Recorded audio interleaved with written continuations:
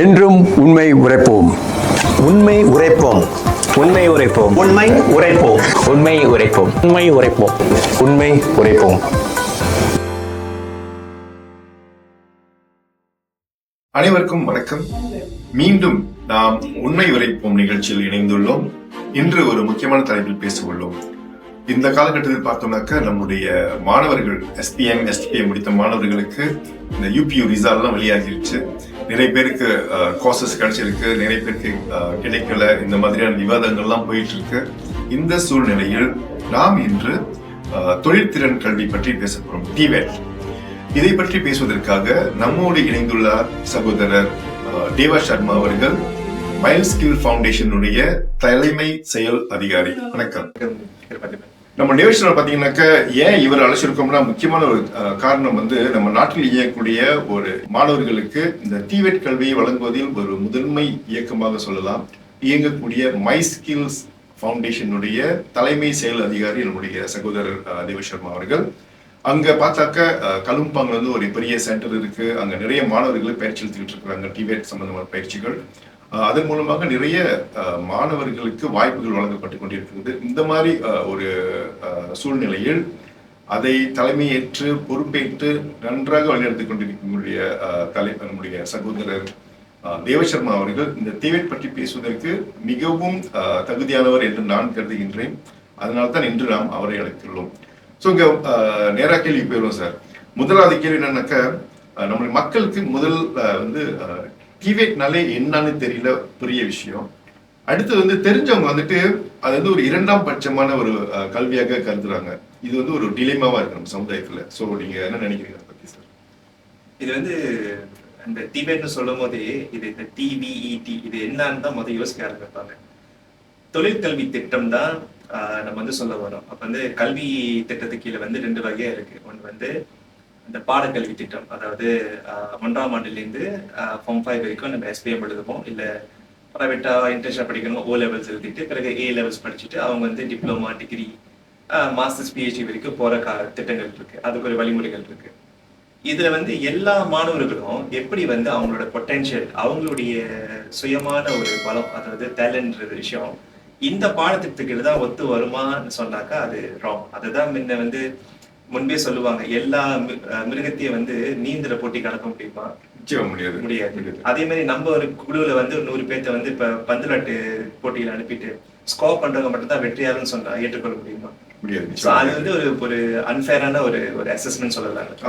அப்ப இயல்பாவே ஒரு மாணவனுக்கு அவனுடைய ஆற்றல்கள் ஒண்ணு படிப்பறிவில் இருக்கும், இல்லாட்டி அனுபவ ரீதியில இந்த தொழில்திறன் மூலியமா அவங்க ப்ரூவ் பண்ணிக்க முடியும். பிறகுதான் இவங்க தன்னுடைய முயற்சி மூலியமா தொழில் முனைவர்களா மாற ஆரம்பிப்பாங்க.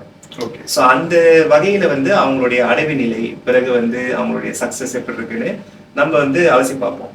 இப்ப திடீர்னு இப்ப இந்த கடந்த ஒரு 5-7 வருஷமா TVET தான் ஒரு முதன்மையான விஷயமா வரப்போகுதுன்னு சொல்ல போக, ஆனா அதுவும் பெரிய அளவுக்கு பிரபலமாக ஆகாத காரணம் எல்லாம் என்ன சொன்னது உண்மைதான்.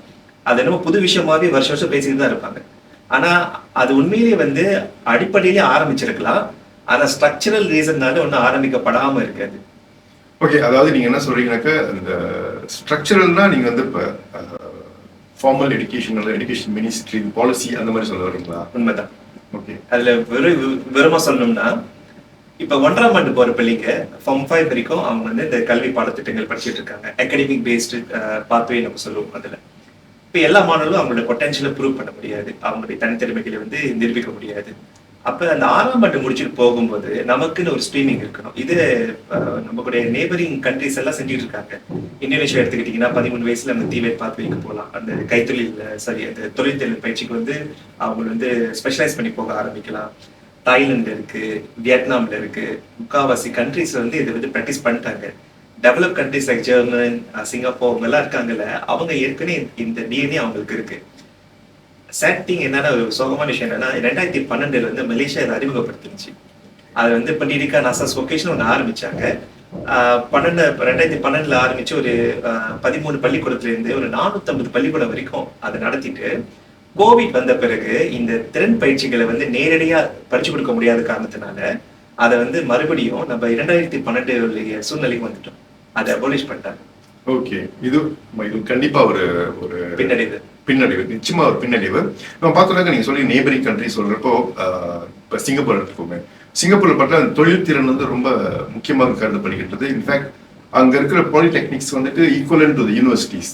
அங்க இருக்க இப்போ நேஷனல் யூனிவர்சிட்டி சிங்கப்பூரா இருக்கலாம், அதே பத்தி நன்யாங் பாலிடெக்னிக்கா இருக்கலாம். பார்த்தாக்கா ஈக்குவலி இம்பார்ட்டன்ட், அவங்களுக்கு வந்து முக்கியத்துவம் கொடுக்கப்படுறது. அதே மாதிரி அவங்க இன்டெக்ஸும் வந்து ரொம்ப நிறைய அவங்களுடைய குவாலிஃபிகேஷன் இதெல்லாம் ரொம்ப பார்த்து தான் எடுக்கிறாங்க. மாணவர்கள் சேர்க்கையும் ரொம்ப அதிகமா இருக்கு. ஆனா இதே சூழ்நிலை மலேசியாவில் பார்க்கும் பொழுது இங்க இருக்க பாலிடெக்னிக் வந்து நம்ம கூவி விற்க வேண்டியதா இருக்கு. பாலிடெக்னிக் போங்க அந்த மாதிரிலாம். இன்ஃபேக்ட் இங்க இருக்கிற பாலிடெக்னிக்ஸ் வந்து திறன் சம்பந்தப்பட்ட இன்ஜினியரிங்கா இருக்கட்டும் அல்லது ஸ்கில்ஸ் சம்பந்தப்பட்ட கோர்சஸ்லாம் யூனிவர்சிட்டியை விட அவங்களுக்கு ஃபெசிலிட்டிஸ் நல்லா இருக்கு, அதிகமா இருக்கு, சிறப்பா இருக்கு அப்படின்னு நம்ம தெரியுது. இருந்தாலுமே கூட இந்தியர்களுடைய பங்களிப்பு அங்க வந்துட்டு இன்டெக்ஸ் வந்து ரொம்ப குறைவாகவே இருக்குது. சோ இத நம்ம எப்படி மாத்தலாம்னு நினைக்கிறீங்க? ஒரு வயது ரீதியில் நீங்க பாத்தீங்கன்னா இந்த போட்டி தன்மையை வந்து நம்ம ரொம்ப தாமதமா தான் இதை ப்ரொமோட் பண்றோம். உதாரணம் 17 வரைக்கும் நம்ம வெயிட் பண்றோம். நான் கொடுத்த வந்து ஒரு பெர்ஸ்பெக்டிவ் என்னன்னா, 13 வயசுல ஒரு பையனை தயாரிக்க வேண்டிய இடத்துல 17 வரைக்கும் நம்ம விட்டு வச்சு அவனை சோம்பேறியா மாத்தி அறியாமையில புகுத்தி வச்சு இன்னொன்னு அந்த அந்த எந்தெந்த பழக்க வழக்கம் வரக்கூடாதோ அதெல்லாம் வளர விட்டுட்டு பிறகு நம்ம கம்ப்ளைண்ட் பண்றோம். இதுதான் அதோடைய ஒரு லேமன் டேர்ம்னா ஒரு சாதாரண மக்களோட பெர்ஸ்பெக்டிவ்ல நீங்க சொல்ல போறீங்கன்னு சொல்லியிருந்தாங்க. அப்ப இந்த ஆரம்பத்துல வந்து புகுத்துற ஒரு நன்மை என்னன்னா, அவருக்கு வந்து இந்த ஃபார்ம் 1 ஃபார்ம் 2 13-14 வயதுல வந்து அவர்களுக்கு வந்து அந்த எக்ஸ்போஜர் கிடைச்சிடும். பிறகு 15, 16, 17 சர்டிபிகேட் லெவல்ல படிச்சிடலாம். நீங்க சொன்ன மாதிரி சில நேரம் 17 வயசு ஃபார்ம் 5 படிக்கிற நேரத்துல அவங்க பாலிடெக்னிக் போற ஒரு ஒரு சான்சஸ் கூட, ஏன்னா அப்படி அங்க போக முடியல கூட பிரைவேட்ல கூட அவங்க டிப்ளமா படிக்க ஆரம்பிக்கலாம் தொழில் கல்வி ரீதியில. அதாவது குவாலிஃபிகேஷன் உள்ளவங்க பாலிடெக்னிக் போகட்டும், 5 கிரெடிட் மேல எடுக்கிறவங்க அங்க போகலாம். நல்லா செஞ்சவங்க பிரீமியர் பாலிடெக்னிக் வரைக்கும் படிக்க போகலாம். அந்த அடைவு நிலையை வந்து கிடைக்காத மாணவர்கள் வந்து பிரைவேட் செக்டர்ல வந்து டிப்ளமாக்கு மேல மலேசியா டிப்ளமா லஞ்சுத்தன் கூட அவங்க படிக்க ஆரம்பிக்கலாம். இதெல்லாம் 20 வயசுக்குள்ள அவங்க வந்து முடிக்கக்கூடிய ஒரு ஒரு சாத்தியங்கள் இருக்கு. அப்ப இதையும் மீறியா அவங்க போக முடியலன்னா அந்த மனப்பான்மை தான் இந்த பிரச்சனை. நிச்சயமா. சோ பாத்துட்டு இருக்க அன்பர்கள் பாருங்க, நம்மளுடைய மாணவர்களுக்கு இந்த மனப்பான்மை அப்படிங்கிறது ரொம்ப முக்கியம். நம்ம கடந்த எபிசோட்ஸ்ல கூட வேற விஷயங்கள் பேசும்போது கூட ஒரு முக்கியமான கருத்து முன்வைக்கப்பட்டது என்னன்னாக்க, சூழல் பாலிசிஸ் இது தவிர்த்து மெயின் ரீசனா இருக்கிறது வந்து என்னன்னு பார்த்தோம்னாக்க நம்முடைய இந்த இண்டிவிஜுவலி அவங்களுடைய அந்த தன்மை, அவங்களுடைய அந்த ஆளுமை மற்றும் அவங்களோட ஆட்டிடியூட், இதுதான் ரொம்ப முக்கியமாக பேசப்பட்டது. இப்ப நீங்க நம்ம டிவேட் பத்தி பேசிட்டு இருக்கிறோம். இந்த டிவேட்லயும் வந்துட்டு இந்த மாணவர்களுடைய இந்த தன்மை வந்து நம்ம முக்கியமா நீங்க சொல்றீங்க. இந்த தன்மையை வந்து நம்ம ஏற்படுத்துறதுக்கு கல்வி அல்லது கல்வி சார்ந்த பள்ளிக்கூடம் ஆசிரியர்கள் அந்த கல்விக் கொள்கையை தவிர்த்து இப்ப பெற்றோர்கள் முக்கியமான பங்கும் ஆற்ற வேண்டும் இல்லையா? சோ இது வந்து எங்க லேக்கிங்கா இருக்குன்னு நினைக்கிறீங்களா? ரெண்டுமே லேக்கிங்கா இருக்குதா? இது வந்து ஒரு இதோட புரிதல் என்ன, ஒரு சுற்றுச்சூழல் வந்து யாரெல்லாம் சம்மந்தப்படுத்துதுன்னா அந்த பெற்றோர், அவங்க வாழ்ற இடம், எந்த பள்ளிக்கூடத்துக்கு போறாங்க, யாருடைய கைடன்ஸ்ல வந்து அவங்க வந்து அவங்களுடைய கல்வி மேம்பாட்டு திட்டத்துல வந்து கைடன்ஸ் சொன்னீங்க. முதல் கட்டமாக நம்மளுடைய மாணவர்களுக்கு உண்மையிலேயே கைடன்ஸ் விஷயம் இருக்குதா, அல்லது இருக்கக்கூடிய கைடன்ஸ் இருக்குது பல இயக்கங்கள் தன்னார்வமாக வாலண்டியராக செய்யறாங்க, சில இயக்கங்கள் செய்யறாங்க, சில பேர்லாம் செய்யறாங்க, இந்த விழிப்புணர்வு செய்யறாங்க. ஸோ இது வந்துட்டு அல்லது கைட் பண்ணணும், மாணவர்கள் வந்து வழி நடத்தணும் அப்படின்னு நிறைய செஞ்சுக்கிட்டு இருக்கிறாங்க. ஆனா இதுல பங்கு பெறக்கூடிய மாணவர்கள் எண்ணிக்கை வந்துட்டு 100 மாணவர்கள்ல ஒரு 10 பேர் 20 பேர் அவ்வளவுதான் இருக்கிறாங்க. சோ இந்த சூழல் ஏன் வந்துச்சு? இப்ப கைடன்ஸ் சொன்னீங்க இல்லையா, அதுக்கு நான் கேட்கிறேன், இந்த கைடன்ஸ் வந்து உண்மையை நடக்குதா? கைடன்ஸ் வந்து நடக்குது. ஒரு காலகட்டம் வந்து இன்னொருத்தர் சொல்லி தான் நான் செய்யறேன்றதுதான் கைடன்ஸ் நினைச்சிட்டு இருக்காங்க.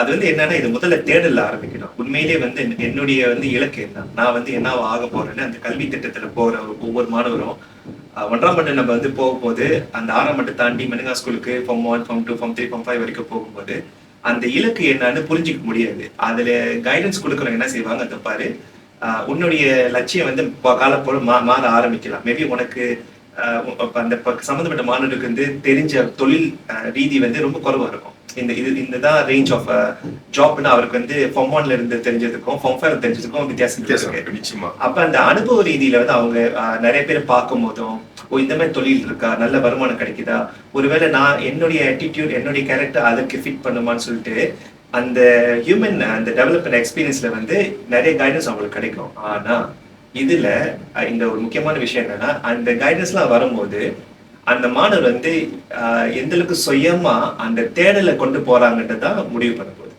அந்த தேடல் முதல்ல அந்த தனிப்பட்ட நபர்கிட்ட ஆரம்பிக்குது, பிறகு அவங்களுடைய பேரண்ட்ஸ், அப்புறம் அந்த சமூகம் எப்படி வந்து அது வந்து ஒரு வெரி சப்போர்ட்டிவா அதை கொண்டு போக முடியுது.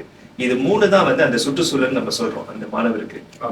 பிறகு தன்னார்வலர்கள் நம்ம என்ஜிஓஸ், அதாவது இந்த நிறைய நிறுவனங்கள்லாம் இருக்காங்க. வந்து பாத்தீங்கன்னா ரிசல்ட்ஸ் வந்துட்டு பிறகு எந்தெந்த துறையில படிக்க போகலாம், என்னென்ன வாய்ப்புகள் இருக்குன்னு சொல்ற நேஷனல் லெவல் செய்யக்கூடியவங்க இருக்காங்க, அந்த ஜோன்ல செய்யக்கூடியவங்களும் இருக்காங்க. தனிப்பட்ட முறையில ஒரு ஸ்கூல்ல அலுமினாய் படிச்சு போயிட்டு திருப்பி வந்து அந்த பள்ளிக்கூடத்துல வந்து ஃபார்ம் 5 முடிச்சவங்களுக்கு கைட் பண்ற நினைக்கிறவங்களும் இருக்காங்க. இதெல்லாம் வாய்ப்புகள் இருக்கு. ஆனா அதையும் மீறி இப்ப டெக்னாலஜி வந்துருச்சு, சாட் ஜிபிடி வந்துருச்சு, என்னென்னமோ ஏஐ அந்த செயற்கை நுண்ணறிவு ஊடகங்கள் மூலியமா வந்து அந்த தேடல் எப்படி கண்டினியூ பண்ணிட்டு இருக்கோம். அது வந்து நீங்க எல்லாத்துக்கும் அந்த ஒரு கெப்பாசிட்டி இருக்குன்னு சொல்ல முடியாதுல்ல.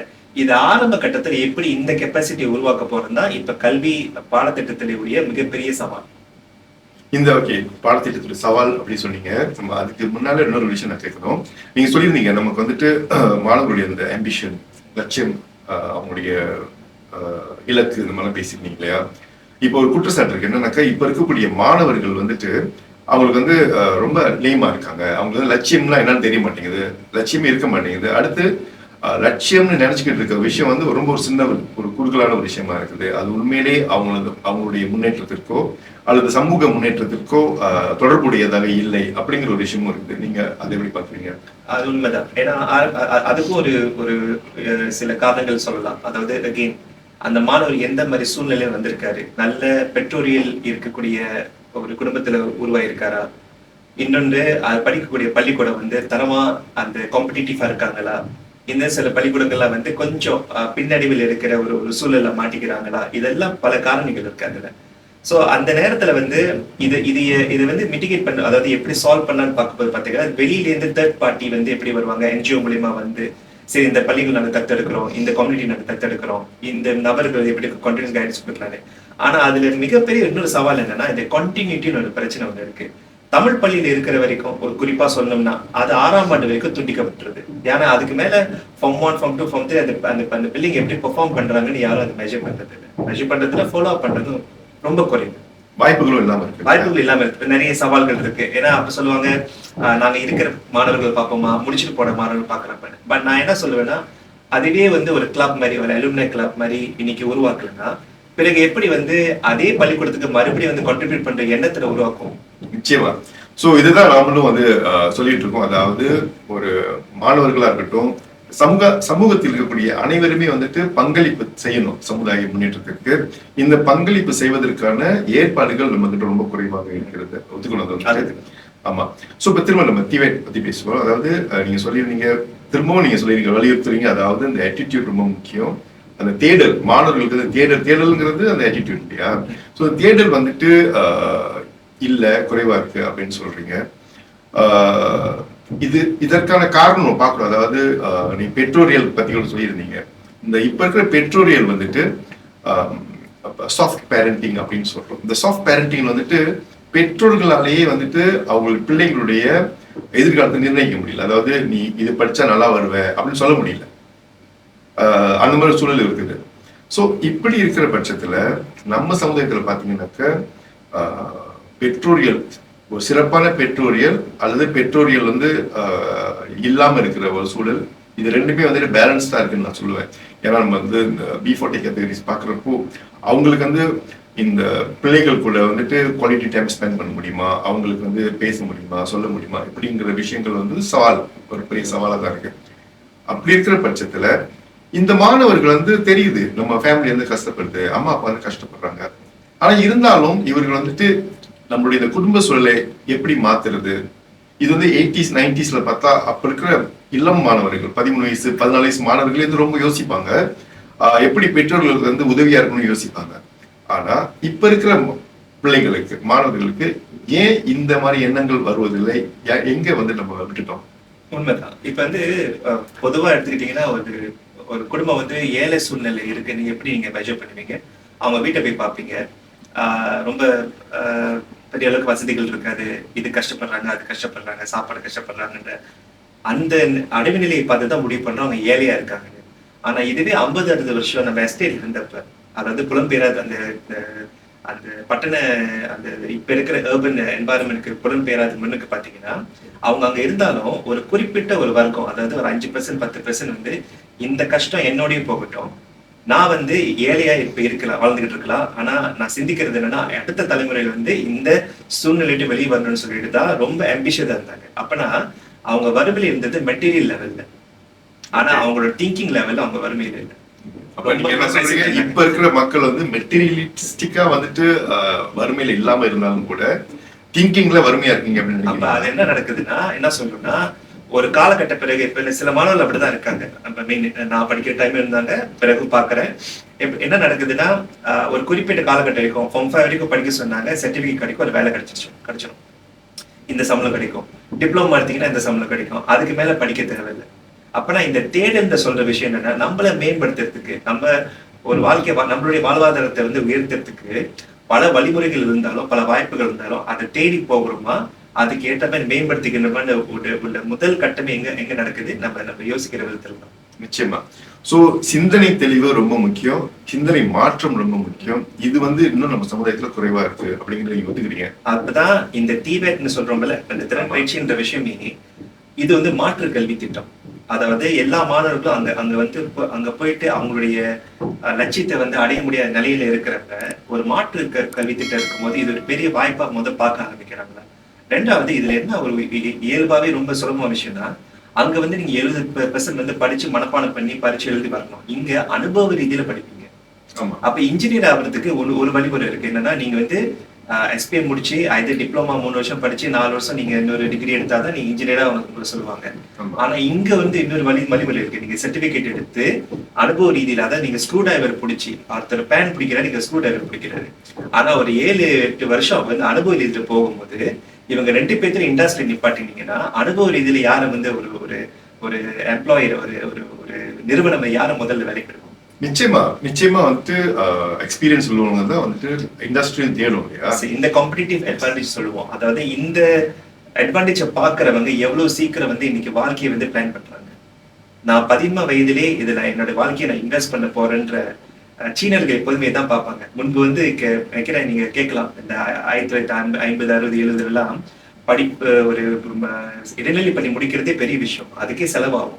அப்பவே இந்த சீனர்கள் வந்து அந்த Form 3 அடைநிலை வரும்போது என்னுடைய வாழ்க்கை வந்து இந்த கல்வி திட்டத்துக்கு கீழே அந்த பாதையில நோக்கி போதா, படிப்பு வருமா வராதா, வரலன்னா பள்ளிக்கூடத்தை விட்டு வெளியாயிட்டு ஒரு ஒர்க் ஷாப்ல அப்ரெண்டிஸா போய் சேர்ந்து பிறகு அந்த தொழில் நுணுக்கத்தை கத்துக்கிட்டு உடனே ஒரு 3-4 வருஷத்துல வந்து அவங்களுடைய சமுதாயத்தோட சப்போர்ட்ல வந்துதான் தொழில் முனைவெல்லாம் ஆகி இன்னைக்கு எக்கானமி அவங்க சைட்ல ஏன் அதிகமா பலமா உருவெடுத்திருக்குன்னா அந்த ஒரு டிஎன்ஏ தானே. நிச்சயமா அவங்களுக்கு ஒரு சிந்தனை மாற்றம், அது வந்து ஒரு சிறப்பான சிந்தனையும் கூட. பட் அவங்க பாத்தீங்கன்னாக்கா இன்ன வரைக்கும் கூட பெற்றோர்கள் வந்து டாக்டர் ஆகணும், லாயர் ஆகணும் அப்படிதான் பேசிட்டு இருக்கிறாங்க இன்னமும் கூட. சோ இந்த சூழ்நிலை மாறணும். இதற்கு வந்து கண்டிப்பாக பார்த்துக்கிட்டு இருக்க பெற்றோர்கள், நீங்க முக்கியமாக உங்களுடைய பிள்ளைகளை வந்து 13 வயது, அதாவது டீனேஜ் போறதுக்கு முன்னே அவங்களுக்கு வந்து ஒரு இலக்கு, ஒரு அம்பிஷன் உருவாக்குறதுக்கான கோல் செட்டிங்லாம் சொல்லுவோம்ல, இதெல்லாம் வந்து ஏற்படுத்தணும்னாக்க அவங்க வந்துட்டு ஃபியூச்சர்ல இந்த தொழில் திறன் கற்று சிறப்பான ஒருவர் அமைவதற்கு வாய்ப்பு அதிகமா இருக்கு. ஓகே, நம்ம டிவேட்டுக்கு வருவோம் சார். நீங்க சொல்லியிருந்தீங்க ஒரு விஷயம், அதாவது இவங்க 2012 வந்து ஒரு திட்டம் செயலாக்கப்பட்டது, பட் கோவிட் சமயத்துல வந்து போயிடுச்சு அப்படின்னு. அது திரும்பவும் அதை ஆரம்பிக்கிறதுக்கான வழிமுறைகள் ஏதாவது நடவடிக்கை எடுத்திருக்காங்களா இல்லையா? கோவிட் பிறகு என்ன நடந்துச்சுன்னா, அந்த பாடத்திட்டத்துல வந்து எக்ஸாம் இருக்கக்கூடாதுன்னு தான் முதல்ல எடுத்தாங்க. குறிப்பா சொன்னீங்கன்னா இருந்துச்சு. அதாவது நீங்க ஆரம்ப பள்ளியுள்ள அடைவு நிலை நாடளவுல வந்து எத்தனை பள்ளிக்கூடங்கள் வந்து இந்த மலாயிலையோ ஆங்கிலத்திலேயோ கணக்குலயோ சயின்ஸ்லயோ வந்து குறைவான மதிப்பீடு பெற்று அந்த பள்ளிக்கூடங்களை வந்து அந்த தேர்வு மதிப்பெண்ணை பார்த்துட்டு அந்த பெர்சன்டேஜ் பார்ப்பாங்க, எத்தனை குராங் செம்மெல்லாம் லோ பெர்ஃபார்மிங் இருக்காங்க, ஹை பெர்ஃபார்மிங் இருக்காங்கன்னு ஒரு விஷயம் வந்து நம்ம வந்து ஒரு மெயின் ஸ்ட்ரீம் நியூஸ் நீங்க கண்டுபிடிக்கலாம். அதுல நம்மளுக்கு தெரியும். அப்ப அதை நோக்கி என்ன செய்வாங்க, சரி இந்த மாதிரி இன்டர்வென்ஷன்ஸ் வேற எங்கெங்கெல்லாம் கொடுக்கலாம் நம்ம சிந்திப்போம். ஒரு சாதாரண மக்கள் வந்து என்னுடைய தன்னார்வல் மூலியமா நான் எங்க எப்படி கான்ட்ரிபியூட் பண்ணலான்னு வருவாங்க. இப்ப வந்து 1ஆம் ஆண்டுல இருந்து ஃபார்ம் 5 வரைக்கும் எந்த ஒரு பப்ளிக் எக்ஸாமும் கிடையாது. அப்ப உங்களுக்கு வந்து அந்த நீரோட்டத்துல என்ன பிரச்சனை நடக்குது, மாணவர்கள் பள்ளிக்கூடத்துல இருக்காங்களா இல்லையா, எத்தனை வருஷம் விடுபட்டுருச்சு, இந்த லேர்னிங் லாசஸ் வந்து கோவிட் டைம்ல போகாம இருக்கிறத மட்டும் நம்ம போக்கஸ் பண்ணோம். ஆனா நடைமுறையில சில பேர் ஆட்டிடியூட் இஷ்யூனால ஸ்கூல் போகாம இருக்காங்க. அவங்களுக்கு இயல்பாவே அவங்களுக்கு எந்த கெட்ட பழக்கமும் இல்லை. ஆனா அவங்களால அந்த அந்த படிப்பை அந்த கல்வி திட்டத்துல இருக்கிற அகாடமிக் இது அவங்களுக்கு பிடிக்கல. அவங்களுக்கு பிடிச்சது வேற விஷயம், ஆனா அதுக்கு எக்ஸஸ் இல்லை. இந்த மாதிரி சில பிரச்சனைகள் இருக்கு. அப்ப இதெல்லாம் இருக்க போகும்போது அந்த 2012 வந்து கொண்டு வந்த ஆரம்ப அந்த இது வொகேஷனல் ஆரம்ப எக்ஸ்போஜர் பண்ணிட்டு அசஸ் வொகேஷன் சொல்லுவாங்க. ஃபார்ம் 1 ஃபார்ம் 2 பார்க்க போனா ஃபார்ம் 3 15 வயதுல ஆக்சுவலி இந்த சிஜில் கமாண்டா மலேசியான்ற ஒரு திட்டமே, அதாவது இந்த வொகேஷனல் எஜுகேஷன் திட்டமே வந்து 15 வயசு இருந்தாலே போதும் ஒரு மாணவர் போய் படிக்கலாம். அவர் பள்ளிக்கூடத்துல இருக்குன்னு அவசியம் இல்லை. வெளியில அங்கீகரிக்கப்பட்ட திறன்பயிற்சி கல்லூரிகள் அது வந்து பிரைவேட்டும் இருக்காங்க. கவர்மெண்ட் வந்து பாத்தீங்கன்னா காலேஜ் வொகேஷனல் 16 வயசு தான் நீங்க போக முடியும். ஆனா இன்னொரு சேட் திங் என்னன்னா மலேசியால 80 பள்ளிக்கூடங்கள் தான் காலேஜ் வொகேஷனல் இருக்கு. ஒரு வருஷத்துல 300 மாணவர்கள் ஒரு வொகேஷனல் ஸ்ட்ரீம் போனாங்க கூட 24,000 30,000 தான் இருக்காங்க. இது வந்து ஒரு வருஷம் 4 லட்சம் மாணவர்கள் ஒவ்வொரு வருஷம் போறாங்கன்னா கிட்டத்தட்ட 5-10 விழுக்காடுக்குள்ளதான் அந்த அரசாங்க கல்வி திட்டத்துக்கு கீழே அவங்க போக முடியும். அப்ப மற்றவங்களும் போகலாம். அதாவது பள்ளிக்கூடத்துல இருந்து பருத்தி ஸ்கோலா வாங்கிட்டு அங்கீகரிக்கப்பட்ட புசாபத்தாவுன்னு சொல்லுவாங்க, அங்கேயும் போய் படிக்கலாம். ஆனா அதுலயும் சில பிரச்சனைகள் இருக்கு. அதாவது அந்த மாணவர் வந்து பொறுப்புள்ள மாணவரா நான் லோன் எடுத்திருக்கேன், நான் படிச்சு முடிக்க போறேன்னா எஸ் அது பாராட்டத்தக்க விஷயம். ஆனா அங்கேயே போய் விளையாட்டுத்தனமா அதையும் முடிக்காம கடனையும் வாங்கி கல்வி கடனையும் வாங்கி பிறகு ஏதோ ஒரு பண்ணிக்கிட்டு இருந்தாங்கன்னா இங்கதான் அடுத்த சவால் வருது. இதுல உருவாக்கப்பட்டதுதான் மை ஸ்கில்ஸ். இங்கேயும் விடுபட்டுறாங்க. அரசாங்கத்துடைய கல்வி திட்ட அது அந்த கல்லூரிகள் இடம் கிடைக்கலன்ற முறையில தான் இவங்களுடைய ஆட்டிடியூட் பிரச்சனை இருக்க. இதை எப்படி மாற்றி அமைச்சு மறுபடியும் அந்த கல்வி அந்த தொழில்திறனை வந்து ஒரு சம்பாதிக்கிறதுக்கு ஒரு முதன்மையான ஒரு தொழிலா அவங்களுக்கு வந்து உருவாக்கி கொடுத்து நாளைக்கு அவங்களுக்கு வந்து சமுதாயத்துக்கு பெரிய ஒரு இதா போகக்கூடாது, ஒரு ஒரு ஒரு பேர்டனா போகக்கூடாதுன்ற அடிப்படையில தான் மை ஸ்கில்ஸ் உருவாக்கப்பட்டது அந்த இதுல. ஸோ பேக் டு இந்த திறன் பயிற்சி. அப்ப இந்த திறன் பயிற்சி வந்து ரொம்ப கடைசி கட்டத்தை தான் வச்சிருக்காங்க. அப்ப இந்த 2012 கொண்டு வந்த திட்டம் வந்து ஆஃப்டர் கோவிட் வந்து யாரும் அதை இம்ப்ரூவ் பண்ணல. இன்ஃபேக்ட் ஒவ்வொரு தடவையும் வந்து மலேசியால வந்து இந்த கணக்கு சிச்சிரன் அதாவது மாணவர்கள் வந்து பள்ளிந்து விடுபடுற வந்து பெர்சன்டேஜ் வந்து அதிகமா போக போக இப்ப நானே சில சில சில செமினார் சிம்போசியம்ஸ் வந்து இது பண்றப்ப நாங்க கொண்டு வர விஷயம் என்னன்னா, உங்ககிட்ட நல்ல ஒரு ப்ரோக்ராம் இருந்துச்சு. அதாவது நீங்க வந்து மாணவர்கள் வந்து அவங்க பள்ளிக்கூடத்துல இருக்கிறதுக்கு மோட்டிவேட்டடா இருக்கிறதுக்கு ஒரு நல்ல விஷயம் வச்சிருந்தீங்க. ஆனா நம்மளோட இன்னொரு பிரச்சனை என்னன்னா அந்த திறன் பயிற்சியை கத்துக் கொடுக்கறதுக்கு போதுமான ஆசிரியர்கள் இல்லை. இன்னொன்னு எப்படி செஞ்சிருக்கலாம்னா, ஒரு உதாரணம் உலுஸ்லாங்க ஒரு வட்டாரம் இருக்கு பாருங்க, அதுல வந்து புரோட்டான் இருக்காங்க, இப்ப ஜிடி வந்திருக்காங்க, அடுத்து பிஒய்டி வரப்போ சொன்னாங்க. எத்தனை பள்ளிக்கூடங்கள் வந்து அந்த டைரக்ட் இண்டஸ்ட்ரி கொலாபரேஷன் வச்சிருந்தாங்கன்னா அங்க இருக்கிற ஃபார்ம் 4 ஃபார்ம் 5 படிக்கிற பிள்ளைங்க வந்து அங்கேயே அந்த அந்த இண்டஸ்ட்ரி ஆட்டோமோட்டிவ்க்கு ஏற்ற மாதிரி தயார்படுத்தியிருந்தாங்கன்னா ஃபார்ம் 5 முடிச்சிட்ட பிறகு அந்த இண்டஸ்ட்ரி இப்படிதான் ஜெர்மன்ல வந்து அவங்க அந்த கண்ட்ரில வந்து இந்த BMW மெர்சிடிஸ் பென்ஸ் சொல்றாங்களே உயர்தர ஆட்டோமோட்டிவ் நிறுவனங்கள்ல இருக்காங்களே, இப்படிதான் அந்த அந்த திறன்களை வந்து மேம்படுத்துறாங்க. நிச்சயமா இதுதான் வந்துட்டு ஆக்சுவலி அங்க இருக்கக்கூடிய லோக்கல்ஸ்க்கு வந்துட்டு அவங்களுக்கு வந்துட்டு ஒரு தொழில் வாய்ப்பாக இருக்கட்டும், இதெல்லாம் சஸ்டெயின் பண்ண முடியும். அந்த லோக்காலிட்டியை வந்து சஸ்டெயின் பண்ண முடியும். அங்கதான் இன்னொரு ப்ராப்ளமும் உருவானுச்சு. நம்மவர்கள் வந்து லோக்கல் மார்க்கெட் உள்ள ஜாப் ஆப்பர்ச்சுனிட்டி மதிக்க மாட்டாங்க, போக மாட்டாங்க. இன்னைக்கு இமிகிரன்ட்ஸ் எல்லாம் வந்துட்டாங்க, வேற்று நாட்டு தொழிலாளிகளா வந்து நம்மளுடைய எடுத்துக்கிறாங்க. ஆனா நீங்க எம்ப்ளாயிட்ட பேசுனீங்கன்னா நாங்க வாய்ப்புகள் கொடுக்குறோம், ஆனா நாட் இனஃப் டேக்கர்ஸ், அதாவது யாரும் எடுத்துக்க மாட்டாங்க, அந்த வாய்ப்புகள் ஏற்பட மாட்டாங்க. வந்தாலும் ஒரு குறிப்பிட்ட காலகட்டத்துல காண போயிடுறாங்க.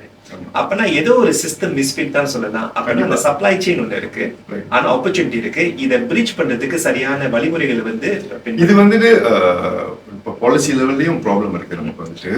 இது வந்துட்டு நிறைய பார்த்தோம்னாக்கா அரசாங்கம் வந்து இதை வந்து கண்டிப்பா ஒரு முக்கியமான ஒரு பிரச்சனையா பார்த்து செயல்பட வேண்டும்.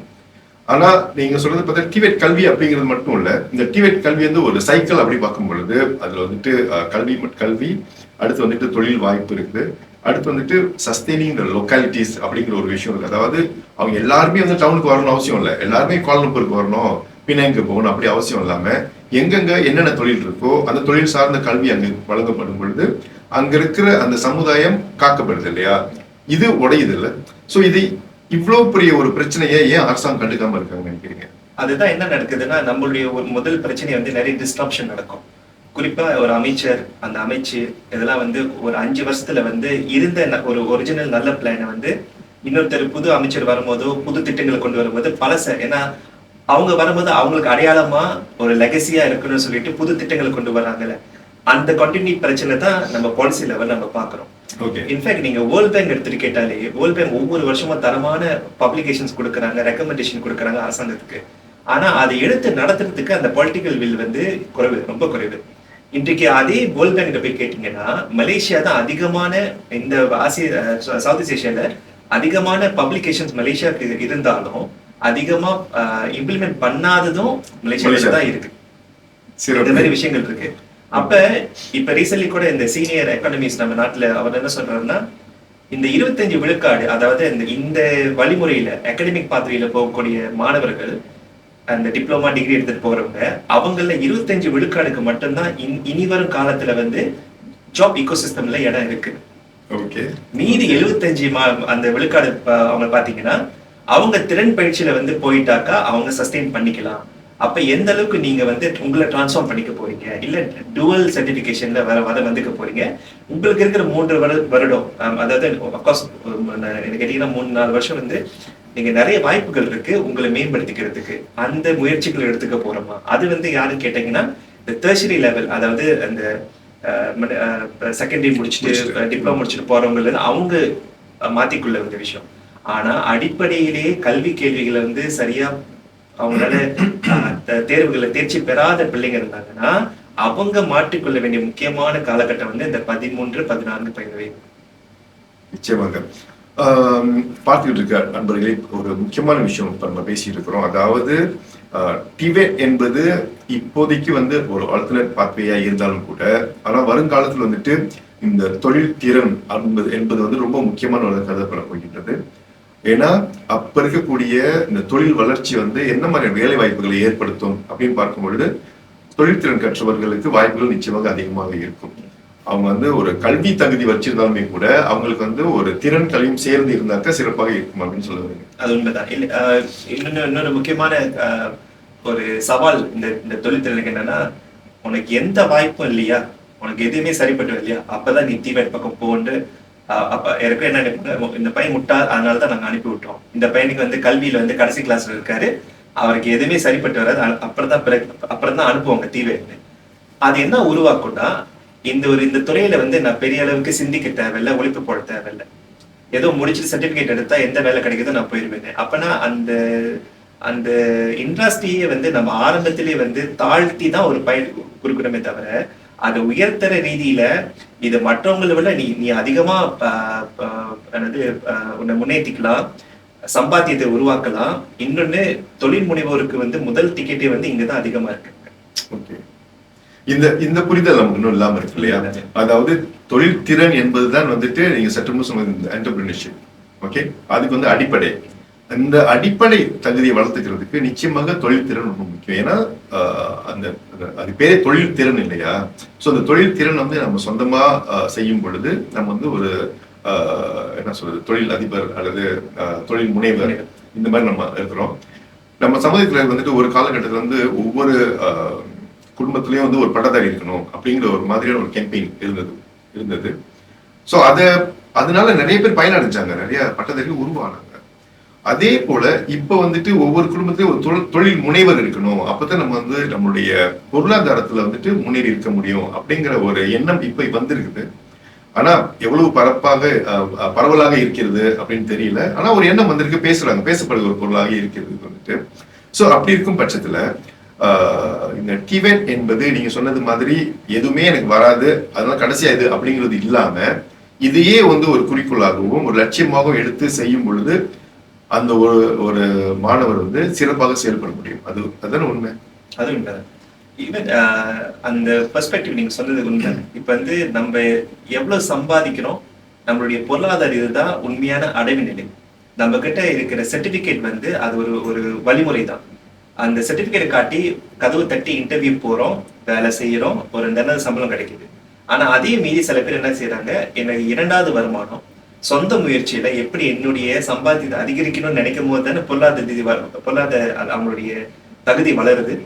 அப்ப இந்த அடிப்படையில தான் எல்லாத்துக்கும் என்ன கத்துக் கொடுக்கணும்னா, நம்ம பிள்ளைங்களுக்கு யோசிக்க கத்துக் கொடுக்கணும்னா, நாளைக்கு உங்களுடைய சக்சஸை நீங்க எப்படி மெஷர் பண்ண போறீங்க. நீங்க வந்து இதுலதான் முட்டி மோதி வரணும்ன்ற ஒரு கட்டாயத்தை யாரும் இங்க உருவாக்கல.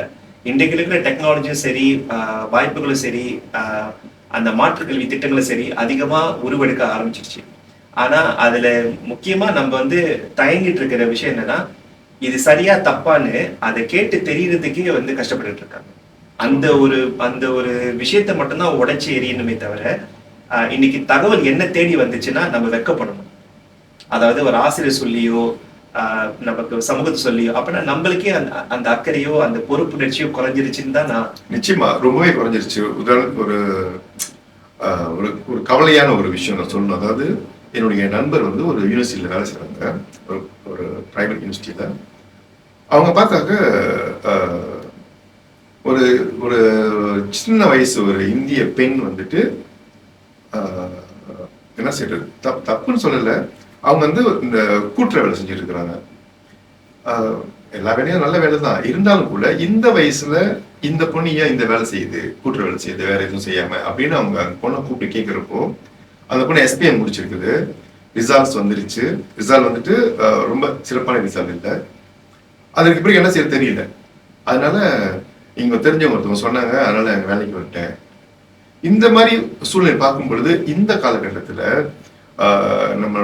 நம்ம கை முனையில எல்லாமே இருக்கு, விரல் நுனியில இருக்கு எல்லாமே இல்லையா. இப்படி ஒரு காலகட்டத்துல கூட நம்மளுடைய சமுதாயத்துல இப்படி இருக்கிறாங்க. ஏன்னா அங்க வேலை செய்யற எல்லாருமே வந்துட்டு பார்த்தாக்க ரொம்ப வயசானவங்களா இருப்பாங்க அல்லது வேற்று நாட்டவர்களா இருப்பாங்க.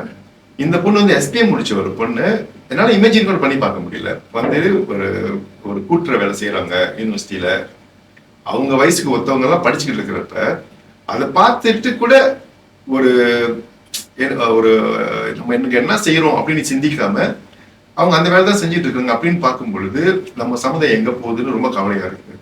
ஸோ நீங்க பாத்தீங்கன்னாக்க மை ஸ்கில்ஸ்ல வந்து நிறைய மாணவர்கள் வந்துட்டு, அதாவது வழி தெரியாமல் இருக்க மாணவர்களுக்கு ஒரு வழிகாட்டியா அவங்களை எடுத்து தங்க வச்சு பார்த்துட்டு இருக்கீங்க. ஸோ நீங்க வந்து பல பல பல தரப்பட்ட மாணவர்களை சந்திக்கிறீங்க இல்லையா. ஸோ நீங்க இந்த மாதிரி மாணவர்கள் வந்து ஒரு லட்சியம் இல்லாத மாணவர்கள், குறிக்கோள் இல்லாத மாணவர்கள், அவங்களை எப்படி நீங்க கையாளுறீங்க, அவங்க எப்படி நீங்க மோட்டிவேட் பண்றீங்க? மை ஸ்கில்க்கு வரும்போது ரெண்டு வகையான கேட்டகரி இருப்பாங்க. ஒன்று வந்து இயல்பாவே அவங்களுக்கு எந்த பிரச்சனையும் இல்லை, ஆனா அவங்களால அவங்களுடைய டேலண்ட்டை ப்ரூவ் பண்ண முடியாம பள்ளிக்கூடத்துல மாட்டிக்கிட்டு இருப்பாங்க. ஜெனியூனா சொல்லுவாங்க, தயவுசெய்து ஸ்கூல்ல இருந்து விளையாடுறீங்க, எனக்கு இதுதான் பிடிக்கும், எனக்கு இந்த ஆட்டோமேட்டிக் பிடிக்கும், எலக்ட்ரிக்கல் சைட் பிடிக்கும், ஆனா எனக்கு அந்த வாய்ப்புகள் கிடைக்கல, பிறகு கிடைக்காம கூட எனக்கு தெரியாது, ஏன்னா சரியா எனக்கு தெரியாது. நம்ம அவங்களுக்கும் பார்க்கணும். இன்னொன்னு, அந்த கெப்பாசிட்டி படிக்கிற கெப்பாசிட்டி இருந்தாலும் சில கெட்ட பழக்க வழக்கங்கள் வந்திருக்கும், சரியான சேர்க்கைகள் இருக்காது, பிறகு வீட்லயும் கண்காணிக்கிற அளவுக்கு அந்த பெற்றோரையோ இல்ல அவங்க சூழ்நிலைகளோ சரியா அமைஞ்சிருக்காது. அப்ப அவங்களுக்கு அதிகமான எஃபர்ட் போட்டு தான் அவங்கள டிரான்ஸ்ஃபார்ம், அதாவது அவங்கள உருமாற்றத்துக்கு வந்து நம்ம வந்து வழிவகுத்து இருக்கோம்.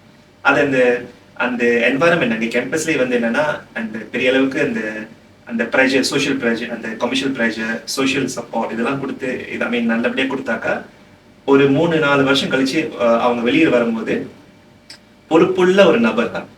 பிறகு அந்த தொழில் ரீதியில வந்து அவங்க தேடலோட நல்லா முன்னேறி வரணுன்ற ஒரு வெறியோட போனாங்கன்னா ஒரு 3-4 வருஷத்துல நல்லா பார்க்கலாம். ஒரு உதாரணம் சொன்னோம்னா, ஒரு 12 வயதுல பெற்றோரை இழந்த ஒரு மாணவர் வராரு, அப்புறம் கிளைங்லேருந்து தான் வராரு. அப்புறம் கண்டிப்பா சொல்லணும், மை ஸ்கில் மூலமா நீங்க படிக்கலாம்னு சொல்லி வந்து ஒரு 5 வருஷம் படிச்சு முடிக்கிறதுக்குள்ள ஒரு எலக்ட்ரிக்கல் படிச்சாரு. 9,000 ரிங்கிட் வந்து சேமிப்பா வச்சிருக்காரு, எங்க வேலைக்கு போகாதவங்களுக்கு. ஏன்னா கடைசி வருஷம் எங்கள்கிட்ட வந்து இன்டர்னா வேலை செஞ்சு அந்த காசை சேர்த்து வச்சு போறாரு. அந்த காசை என்ன பண்றாரு, முதலீடா 2,000 வெள்ளிக்கு அவரோட காடி லைசன்ஸ், மோட்டர் லைசன்ஸ்லாம் வாங்கி 7,000 வெள்ளிக்கு மோட்டர் பைக்கை வாங்கி வேலைக்கு ஜாயின் பண்றாரு. அவரு வேலை செஞ்ச இடமும் இந்த EV சார்ஜிங் கம்பெனி இன்ஸ்டாலரா இருக்கணும். அங்கேயும் வந்து எங்களுடைய நன்கொடையாளர் தான் அந்த நிறுவனத்துடைய ஓனர். அவரும் இந்த ஆட்டிடியூட் பாக்குறாரு. முதல் சம்பளம் 2000 வெள்ளி, 3 மாசம் கழிச்சு 2400 வெள்ளி, ஒரு வருஷம் முடியும் போது அவர் சம்பளம் 3000 வெள்ளி. இந்த பையனுக்கு எஸ்பிஎம் சர்டிபிகேட் கூட இல்லை, வெறும் சிட்டில் கம்பேர் மலேசியா சர்டிபிகேட் இருக்கு. அதே ஒரு வருஷத்துல வந்து அவர் இந்த சர்டிபிகேட் எஸ்கேஎம் அந்த தொழில்திறன் கல்வியில ஹையர் சர்டிபிகேட்டும் எல்லாம் முடிச்சிடுறாரு, சொந்தமாவே எல்லாம் முடிச்சிடுறாரு. முடிச்சிட்ட பிறகு என்ன செய்யறாரு, பார்ட் டைமா சில வேலைங்க எலக்ட்ரிக்கல் வேலைங்கெல்லாம் எடுத்து செஞ்சு அந்த ஒரு வருஷம் வேலை செய்யற அவரோட சேமிப்பு தொகை மட்டுமே 30,000 வெள்ளி. மிக சிறப்பான ஒரு விஷயம் இது. ஒரு ஐ மீன் நம்ம டைரக்டா கம்பேர் பண்ணாம ஒரு எஸ்பிஎம் சர்டிபிகேஷன் இல்லாம இந்த தொழில்திறன்ல வந்து என்னுடைய எதிர்காலம் இருக்குன்னு எப்படி இங்க இந்த நாட்டுக்கு வந்து பங்களாதேஷ்ல இருந்தோ அயல் நாட்டுல இருந்து வந்தவங்க வாழ்வா சாவான்னு ஒரு எண்ணெய் ஊத்துற பெட்ரோல் ஸ்டேஷன்ல வேலை செஞ்சாலும் லீவு கிடைக்கும் போது மத்த வேலைங்க புல்லு வெட்டுற வேலை இந்த வேலை செஞ்சு ஒரு 5000 வெள்ளி வரைக்கும் அவங்க சம்பாதித்து எடுத்தாதான் அந்த நாட்டுல அவங்க வாங்கின கடனை கட்ட முடியும், அவங்க வாழ்வாதாரத்துக்கு வந்து ஃபியூச்சருக்கு வந்து இன்வெஸ்ட் பண்ண முடியுன்ற அடிப்படையில் காசு அனுப்புறாங்கல்ல. அந்த ரீதியில எப்ப நம்மளும் சிந்திக்க தொடங்குறோமோ அங்கதான் வந்து இந்த மாதிரியான ஒரு ஒரு ஒரு சக்சஸும் நம்ம பார்க்கலாம்னு சொல்றேன். இப்ப என்ன செய்யறாரு, எங்க கிட்ட நம்மளோட மாணவர்கள் படிச்சு முடிக்கிறாங்களா, பிராக்டிகல் இருக்காங்களா, அவங்களை எடுத்துட்டு போயிட்டு வெளியில ப்ராஜெக்ட் செஞ்சு இது பண்ணிட்டு இருக்காரு. Very good. பார்த்தோன்னா இப்ப இது இன்னொரு விஷயத்த வந்து ஒரு கேள்வி எனக்கு எழுப்புது. அதாவது நம்ம எப்பவுமே வந்து சக்சஸ் ஸ்டோரி அப்படின்னு பார்க்கும் பொழுது அகாடமிக்லி சக்சஸ்ஃபுல் பீப்புள் தான் நம்ம வந்து பொர்ட்ரே பண்றோம், அவங்கள தான் ஃபிளாஷ் பண்றோம். இந்த மாதிரியான தொழில்திறன்ல வந்துட்டு முன்னேறி வரக்கூடியவர்களை வந்து நம்ம வந்து அதிகமா சக்சஸ்ஃபுல் பர்சனா நம்ம வந்து காமிக்கிறது இல்லைன்னு நினைக்கிறேன். ஒரு ரோல் மாடலாவோ அல்லது சக்சஸ்ஃபுல் காமிக்கிறது இல்லை. ஸோ இந்த விஷயத்துல வந்துட்டு நம்ம வந்து கொஞ்சம் கவனம் செலுத்தணும்னு நான் நினைக்கிறேன். இப்போ நீங்க மை ஸ்கில்ஸ்லேயே பார்த்தாக்கா நிறைய சக்சஸ் ஸ்டோரிஸ் இருக்கும். ஸோ அவங்கள வந்து ஒரு ரோல் மாடலாகவும் அல்லது சக்சஸ்ஃபுல் பர்சனாகவும் போர்ட்ரே பண்றதுக்கான முயற்சிகள் உங்கள்கிட்ட இருக்குதா? நிறைய இருக்கு. இப்போ உள்ள காலகட்டத்துல இருந்து முன்பு மாதிரி, அதாவது அந்த அகாடமிக் லெவல்ல வந்தவங்க தான், அதாவது யூபிஎஸ்ஆர்ல ஏலி எடுத்தவங்க, எஸ்பிஎம்ல ஸ்டேட் எடுத்தவங்க, பிறகு யூனிவர்சிட்டி போனவங்க, அப்புறம் வந்து பிஹெச்டி படிச்சவங்களை வந்து அதுதான் சக்சஸ் தான் நினைக்கிற சமூகம் வந்து இப்ப 50-50 வந்து இதுக்கும் அங்கீகாரம் கொடுக்க ஆரம்பிச்சுட்டாங்க. அது நம்ம சும்மா சொல்லக்கூடாது. ஆனா என்னன்னா அதுல நம்பி எத்தனை பேர் அடுத்த கட்டத்துக்கு போறாங்கன்றதுதான் அடுத்த சவால். ஏன்னா இன்னும் எத்தனை பேர் நம்ம அந்த வழிமுறையில கொண்டு போய் சேர்க்க போறோன்னு. இப்ப நம்ம என்ன பாக்குறோம், மைஸ்கில் என்ன பாக்குறோம்னா இந்த ஆரம்ப கட்டமே இந்த கமிட்மெண்ட், இதுதான் முக்கியம். மைஸ்கில் வரும்போது கூட உங்களுக்கு எந்த ஒரு பின்புலம் இருந்தாலும் எங்களுக்கு பிரச்சனை இல்லை, நீங்க ஃபெயில் பண்ணி இருந்திருக்கலாம், ஏழையா இருந்திருக்க, எதுவும் பிரச்சனை. ஆனா நீங்க மாறி வர்றதுக்கு அந்த கமிட்மெண்ட் இருக்கா, அதுதான் முதல் கட்டமே. அங்க வரும்போது அங்கதான் பிறகுதான் அந்த கலாச்சாரம் வந்து என்ன செய்யும், அந்த அந்த அந்த கமிட்மெண்ட் உள்ளவரை வந்து ஈஸிலி அடாப்ட் பண்ணிக்கும். கமிட்மெண்ட் இல்லாதவங்க, இல்ல எங்க அப்பா ஃபோர்ஸ் பண்ணாரு, எங்க டீச்சர்ஸ் சொன்னாங்க, இல்லைன்னா என்ன ஸ்கூல் விட்டு வெளியாக்கிறோன்னு சொன்னாங்க, பயமுடுத்தே வந்தாங்கன்னா அது ஒரு மாசம் கூட அந்த விஷயங்கள் தாக்க பிடிக்காது. இயல்பாவே வந்து உருமாற்றம் நீங்க வந்தீங்கன்னா அது வந்து ஆர்கானிக்கா அது ஒரு உன்னதமான ஒரு விஷயமா இருக்கணும். அது நிச்சயம் வரும். அதுக்கு வந்து நீங்க முதல் கவுன்சிலிங் நிறைய கொடுக்கணும், நிறைய பேசணும். ஏன்னா இன்னைக்கு நம்மளோட மெயின் பிரச்சனை அறியாமை தானே. அந்த அறியாமை எப்படி போக்க போறோம் தான் வித்தியாசமான கிரியேட்டிவ் அப்ரோச்சில் பாய்ச்சி அவருக்கு அந்த தெளிவை கொடுத்து பிறகு இந்த மாதிரி விஷயங்களுக்கு வந்து கொண்டு வந்திருக்கேன். ஸோ நீங்க இப்போ அறியாமை சொன்னீங்க, அதனால ஒரு கேள்வி சார். பாத்தீங்கன்னாக்கா நீங்க சொன்னீங்க கல்வி அல்லது தொழில்திறன் ரெண்டு விஷயம் பேசிட்டு இருக்கிறோம். அதுல வந்து நீங்க சொன்ன மாதிரி கமிட்மெண்ட் ரொம்ப முக்கியம். அவங்க வந்து அது வந்து ஒரு உன்னதமான ஒரு விஷயம். அவங்க வந்து தயாரா இருக்கணும், செய்யறதுக்கு தயாரா இருக்கணும், கற்றுக்கொள்வதற்கு தயாரா இருக்கணும். இந்த ரெண்டு கேட்டகரி தவிர்த்து இப்ப பார்த்தோம்னாக்க கிக் எக்கானமி அப்படின்னு கிக். ஸோ இதை வந்து எப்படி பாக்குறாங்க இப்ப இருக்கிற அந்த தலைமுறை எப்படி பாக்குறாங்க அப்படின்னாக்க, நான் வந்து படிக்கிறதுக்கும் கஷ்டம், சோம்பல், தொழில்திறன் தான் அங்க இன்னும் உடல் உழைப்பு போடணும், அதுவும் கஷ்டம். இது ரெண்டும் இல்லாம ஆனா எனக்கு வந்து சொகுசான ஒரு வாழ் வேணும், நான் சம்பாதிக்கணும், நான் வந்து யூடியூப்ல வந்து பேசுவேன், நான் வந்துட்டு வீடியோ டிக்டாக்ல வீடியோ போடுவேன், இதனால என்னால சஸ்டெயின் பண்ணிக்க முடியும் அப்படிங்கிற ஒரு எண்ணமும் வந்திருக்கு. அதை நோக்கியும் போயிட்டு இருக்கிறாங்க சில பேர். ஸோ நீங்க அதை எப்படி பாக்குறீங்க? உதாரணம் பாத்தீங்கன்னா இந்த கீக் எக்கானமி முதல்ல எப்படி உருவானுச்சு, அது வந்து ஒரு டிஸ்ட்ராப்ஷன் உருவாகும். அதாவது ஏதாச்சும் இப்ப நம்ம வந்து எல்லாரும் என்ன நினைச்சிட்டு இருந்தோம், ஒரு சம்பாத்தியம் கிடைக்கணும்னா நம்ம வந்து ஒரு நிறுவனத்துல போய் ஜாயின் பண்ணி மாத சம்பளம் எடுத்தாதான் வாழ்க்கையில பிழைக்க முடியும்னு ஒரு ஒரு ஒரு ஒரு இருந்துச்சு. பிறகு என்ன உடைச்சாங்க, நீங்க விருப்பப்பட்டு வேலை செய்யற நேரத்துல ஒரு ஈகோசிஸ்டம், புது ஜாப் ஈகோசிஸ்டம் உருவாக்குனாங்க. அதுல வந்து இயல்பாவே இதை நம்பிட்டு போனவங்க எனக்கு என்னுடைய நேரம் முக்கியம் நினைச்சு நான் எப்ப வேலை செய்ய போறேன், எனக்கு இவ்வளவு சம்பாத்தியம் வேணும்னு முடிவு பண்ற ஒரு ஆட்டோனமி, அதாவது உங்களுக்கு வந்து ஒரு ஃப்ரீடம் கொடுக்கும்போது தான் இது மாற ஆரம்பிச்சிச்சு. அப்ப இதுல என்ன ஒரு நல்ல விஷயம்னா, உண்மை உங்களுக்கு டைம் கிடைக்குது, நீங்க பிடிச்ச நேரத்துல வேலை செய்யலாம். குறிப்பிட்ட இந்த நேரத்துல தான் ஜேம்ல மாட்டி போய் பார்க்கிங் காசு கட்டி சிரமமான இருக்கிறவங்க கேலுக்கு வேலை செய்யறதெல்லாம் இப்ப வந்து நீங்க இருந்த இடத்துல எப்ப வேணாலும் வேலை செஞ்சுக்கலாம் அப்படின்னு உருவாக்க வந்ததுதான் இந்த கிராப், இந்த ஃபுட் பண்டா, இந்த மாதிரி ஹீலிங் ரைடர்ஸ், அப்புறம் ஆன்லைன்ல வந்து இந்த மார்க்கெட்டிங் பண்றது, டிக்டாக், இதெல்லாம் நிறைய வந்துச்சு. அதுல என்னன்னா எவ்வளவு சீக்கிரம் அது வந்துச்சோ அதே மாதிரி அவ்வளவு சீக்கிரம் காணாம போக வாய்ப்புகள் இருக்கு. ஏன்னா இன்னைக்கு ஏஐ ஒரு வளர்ச்சிகள்ல இந்த கான்டென்ட் கிரியேட்டர்ஸ்க்கு வந்து நீங்க கேம்பெயின் உருவாக்குறதுக்கு ChatGPT மற்ற மாதிரி விஷயங்கள் எல்லாம் வந்து அவங்களே உருவாக்குறாங்க. ப்ரோக்ராமிங் ஃப்ரீலான்சர் செஞ்சவங்க வந்து இப்ப கஷ்டப்படுறாங்க. முன்பெல்லாம் வெப்சைட்டை வந்து கிரியேட் பண்ணி வித்தவங்க 1000 வெள்ளிக்கு வித்தவங்க வந்து இன்னைக்கு வந்து ஃப்ரீயா 10 வெள்ளி கூட வராது, சப்ஸ்கிரிப்ஷன் ஃபீல வந்து ஃப்ரீயா செஞ்சுட்டு இருக்காங்க.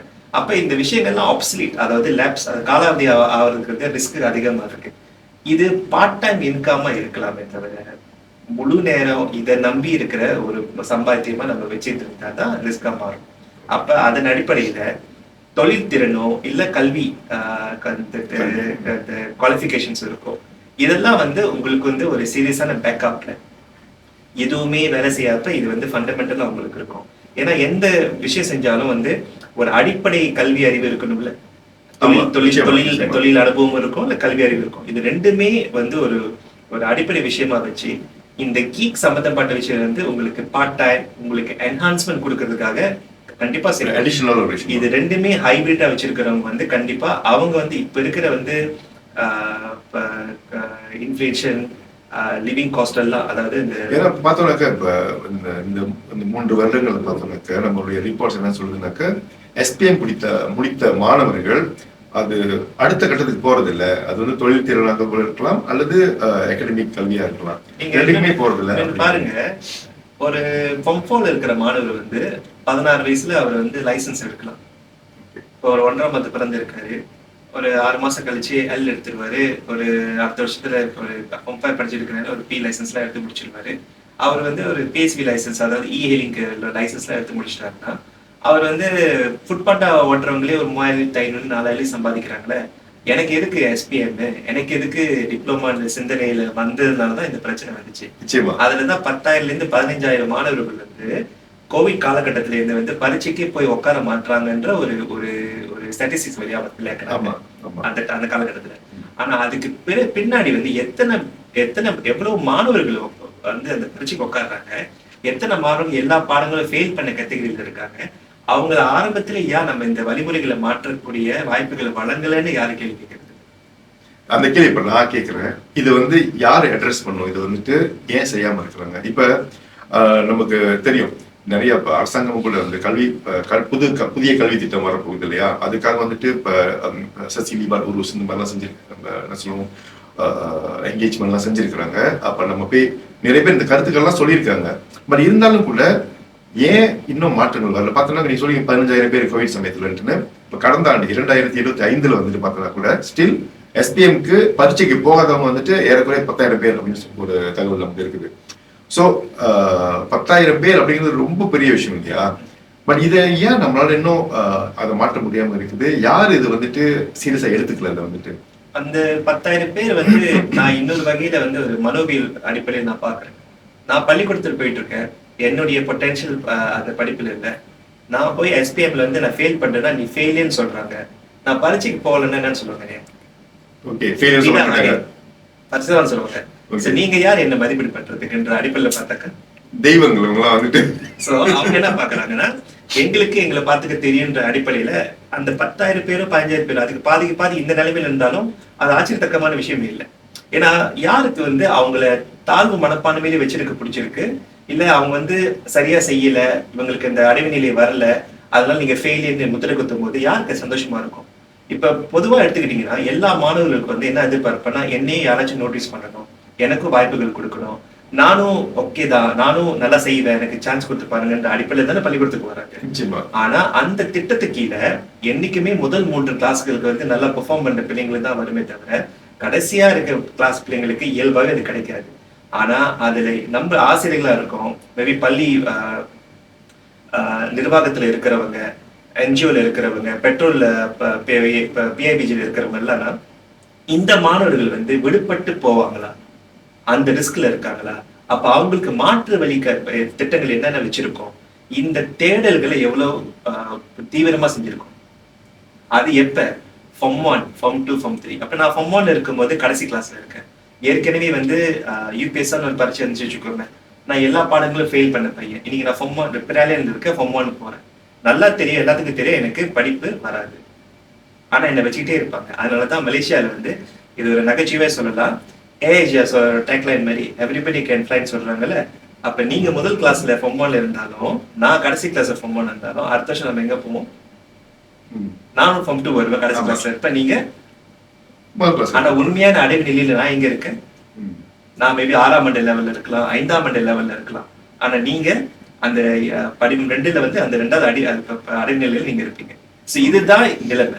சோ அப்ப நம்மளுடைய கல்வி அமைச்சு அல்லது கல்வி இலாக்கா இவங்க வந்துட்டு இன்னும் சிறப்பான முறையில இப்ப இருக்கிற காலகட்டத்துக்கு ஏற்ற வகையில செயல்படணும், திட்டங்களை கொண்டு வரணும் அப்படிங்கறது நீங்க எப்படி பாக்குறீங்க?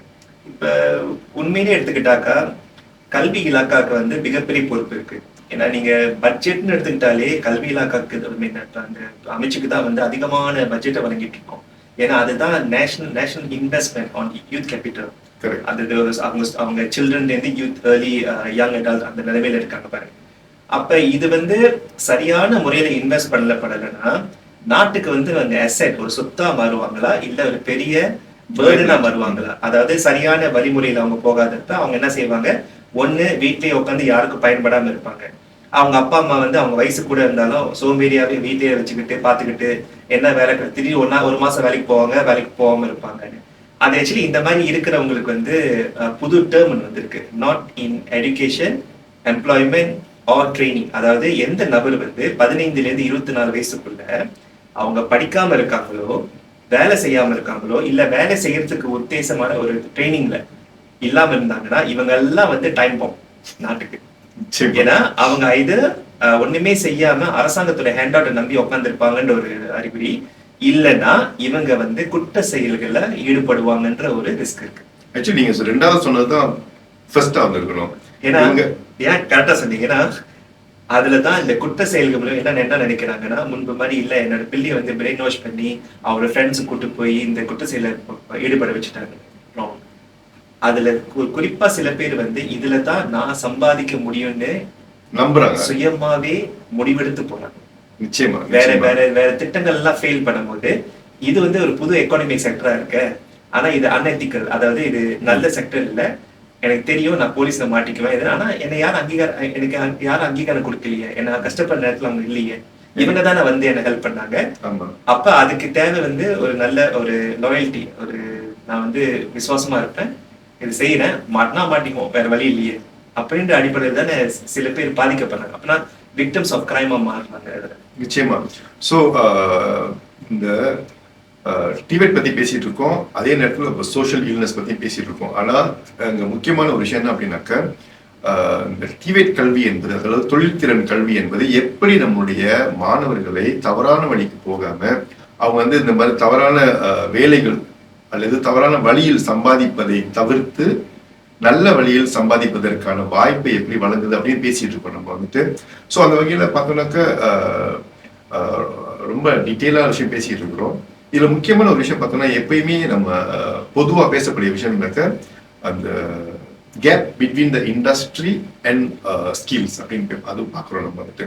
இது அதிகமாக பேசப்படுது, ஒவ்வொரு காலகட்டத்தையும் பேசப்பட்டு தான் இருக்கு. நான் சின்ன வயசுல இருந்தே பேசிட்டு தான் இருக்கிறோம், இப்போ பேசிட்டு தான் இருக்கிறோம். ஸோ அந்த கேப் அப்படிங்கிறது இந்த காலகட்டத்துல குறைஞ்சிருக்குதா இல்ல அப்படிதான் இருக்குதா? ஏற்கனவே முன்பை விட இப்ப கொஞ்சம் பெட்டர் தான் சொல்லலாம். ஆனா அதே சமயத்துல வந்து ஸ்டில் மலேசியான்ற ஒரு டெவலப்பிங் கண்ட்ரியோட ஸ்டேட்டஸ் பாத்தீங்கன்னா, இந்த ஆப்சலிட்டான டெக்னாலஜி தான் ஒரு 5 வருஷம் கழிச்சு நம்ம கிட்ட வந்து சேர ஒரு காலகட்டம் இருக்கு. அதாவது டெவலப்பான நாடுகள் கம்பேர் பண்ணி பாத்தீங்கன்னா, அவங்க அந்த ட்ரெண்ட் அவங்க அனுபவிச்சு முடிஞ்சு ஒரு சைக்கிளை பார்த்துட்டு பிறகுதான் நம்ம வந்து செகண்டரியா எடுத்துக்கிட்டு இருக்கோம். ஏன்னா மலேசியா கிட்ட வந்து தனிப்பட்ட ரீதியில வந்து நம்ம ஒரு டெக்னாலஜி சர்வீஸ் வந்து உருவாக்குற ஒரு ஒரு ஒரு நாடா நம்ம அமையல. நம்ம வந்து நம்ம கிட்ட வந்து நேச்சுரல் லெவல்ல நிறைய ரிசோர்சஸ் இருக்கு, பெட்ரோலியம் இருந்துச்சு, அப்புறம் அந்த மினரல்ஸ் இதெல்லாம் இருக்கு, செமிகாண்டக்டர் இதெல்லாம் அந்த 2 ஹப் இருக்கும். பிறகு வந்து அந்த ஒர்க் ஃபோர்ஸ் வந்து நம்ம கிட்ட வந்து கொஞ்சம் செமி ஸ்கில் ஒர்க் ஃபோர்ஸ் அடிப்படையில் பார்த்தீங்கன்னா நிறைய ஹியூமன் கேபிட்டல் இருக்கு. அதாவது நிறைய ஆட்கள் வந்து நம்மளால உற்பத்தி செய்ய முடியும். மலேசியா பொறுத்த வரைக்கும் பாத்தீங்கன்னாக்க செமி ஸ்கில் எஸ்பெஷலி பார்த்தோம்னாக்க நம்ம வந்து இன்னும் ஃபாரினர்ஸ் ரொம்ப டிபெண்ட் பண்ணிருக்கிறோம். அதனால தான் பார்த்தீங்கன்னாக்க அதிகமான இண்டஸ்ட்ரியல் ஏரியாஸ்ல பார்த்தோம்னாக்க நம்ம ஃபேக்டரிஸ் வந்து அதிகமான வெளிநாட்டவர்கள் வந்து வேலை செஞ்சுட்டு இருக்கிறாங்க. ஏன் நம்மளால அதை வந்து அதை ஃபீல் பண்ண முடியாம? ஏன்னா அந்த காலகட்டம் வந்து இப்ப குறிப்பா சொன்னோம்னா அந்த செமி ஸ்கில்ல உருவாக்கக்கூடிய முக்கியமான ஒரு காலக்கெடு வந்து அந்த 15, 16, 17 அந்த எஸ்பிஎம்க்கு முன்னாடி இந்த குவாலிஃபிகேஷன் நீங்க முன்கூட்டியே முடிச்சிருந்தீங்கன்னா அந்த இண்டஸ்ட்ரி கேட்கிற குவாலிஃபிகேஷன் நீங்க வந்து சீக்கிரம் அனுப்பிடலாம்.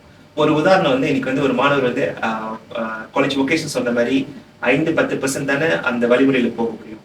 ஆனா எத்தனை பேர் உண்மையிலேயே வந்து அவங்களுடைய பொட்டென்ஷியல் வந்து டிபேட்ல இருக்கு நினைச்சு வெளியில வந்து அது ரிஸ்கா இருக்கலாம், அந்த பெரிய ரிஸ்க் எடுத்து வந்து முடிச்சு 18 வயசுல வந்து ஒரு டெக்னீஷியனா, ஒரு ஜூனியர் டெக்னீஷியன், சீனியர் டெக்னீஷியன் இந்த கேட்டகரியில வந்து இந்த இண்டஸ்ட்ரிக்கு சப்ளை ஆகுறாங்க அந்த நம்பர்ஸ்.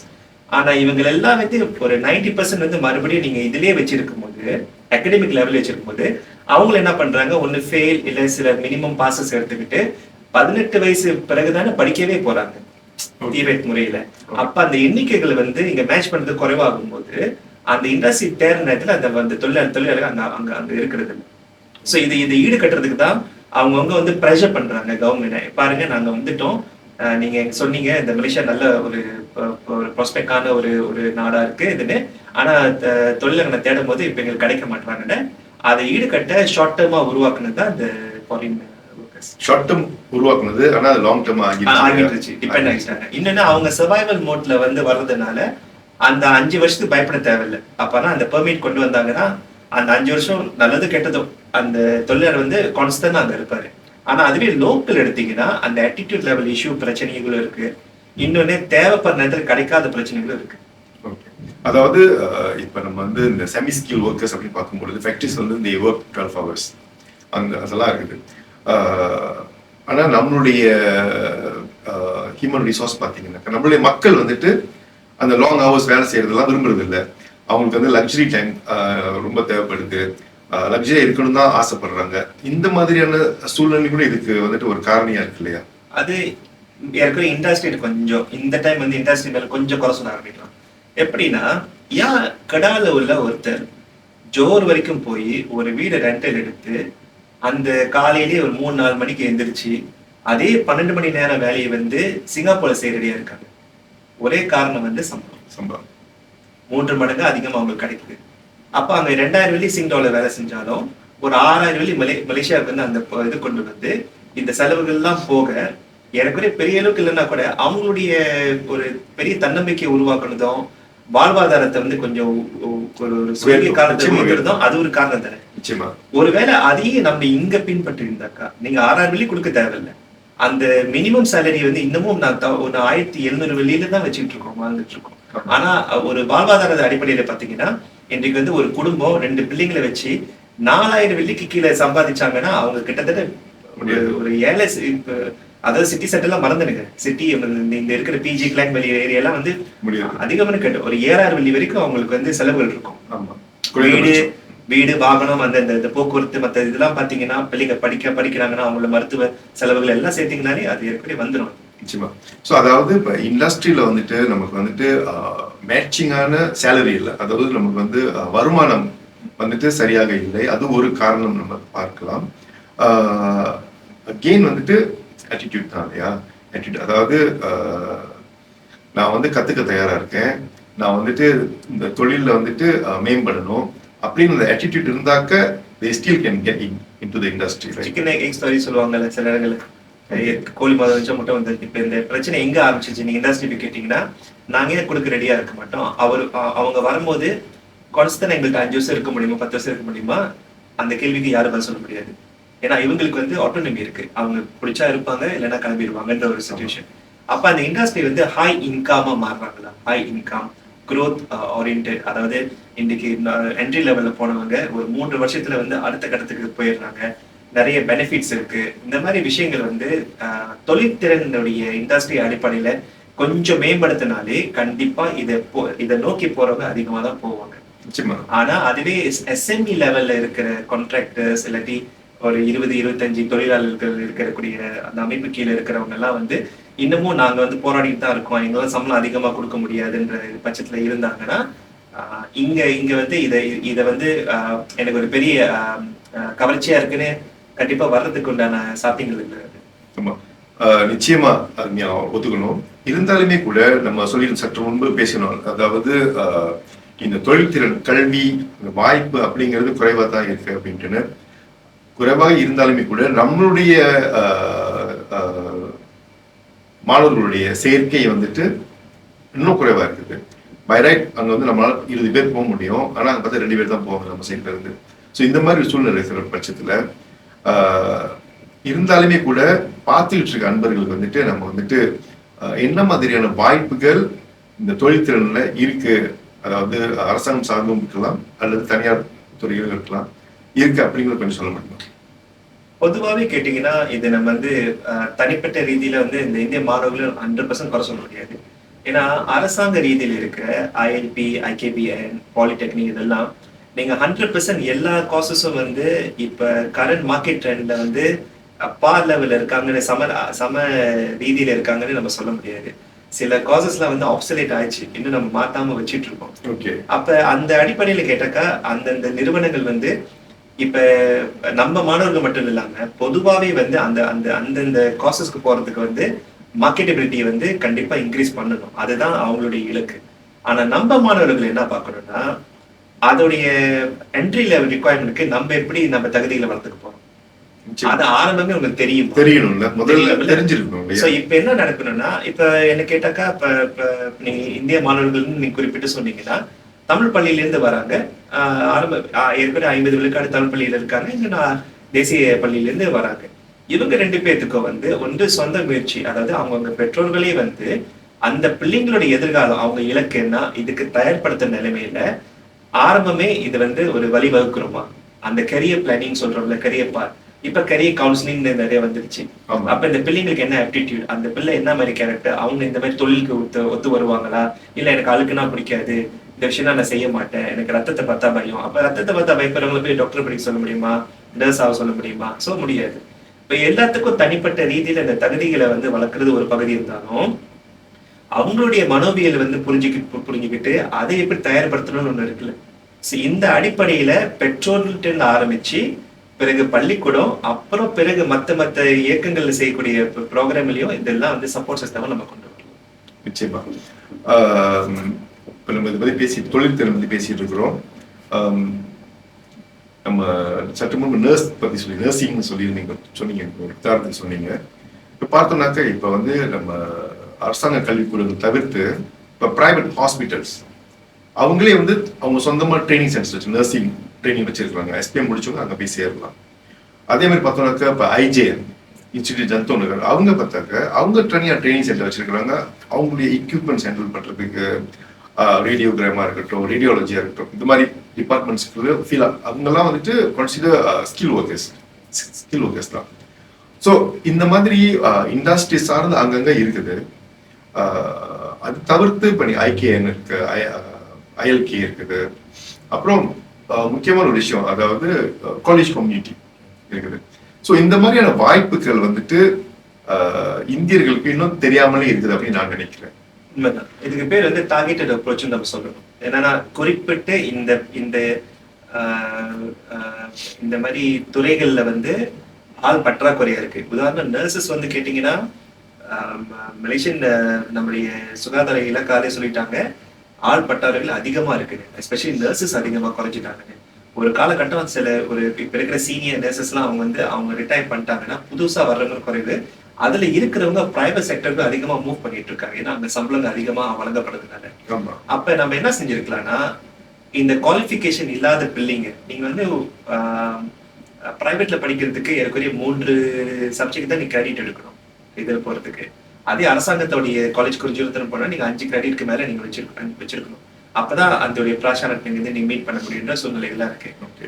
உண்மையிலேயே அந்த பிள்ளைங்களுக்கு டார்கெட்டட் கோச்சிங், நீ 5 சப்ஜெக்ட் மட்டும் ஃபோக்கஸ் பண்ணி அந்த எக்ஸ்பெரிமெண்ட் படிச்சிருங்க அப்படின்ற வழிமுறையில வந்து டார்கெட் பண்ணலாம்.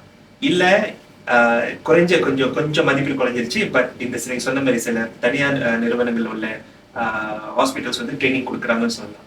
இது எதுவுமே முடியலையா, இந்த இன்னொரு துறை இருக்கு, இது நிறைய பேர் தெரியாது, கேர் கிவர்ஸ் என்னன்னா அதுக்கு குவாலிஃபிகேஷன் தேவையில்லை. அது அடிமட்டத்திலேருந்து உங்களை ட்ரெயின் பண்றதுக்கு சில எக்ஸிஸ்டிங் லைசன்ஸ் கேர் கிவர்ஸ்லாம் வந்து என்ட்ரி லெவல்லே கொடுக்குறாங்க.